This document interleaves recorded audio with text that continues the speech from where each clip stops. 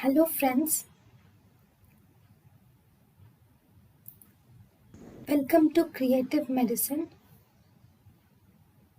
In this lecture, we will learn about Question number 1.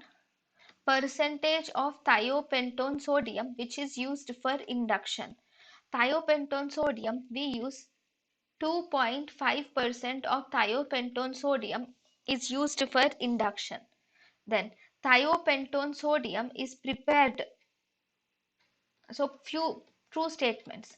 So statement number 1, thiopentone sodium is prepared in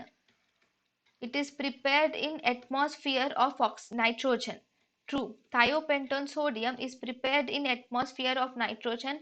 Sulfur is added to increase the lipid solubility. True. In thiosulfate sodium, sulfur is added to increase the lipid solubility. Then 6% of carbon dioxide is added to prevent formation of free acid by carbon dioxide from temperature. This is also true. Then pH is acidic.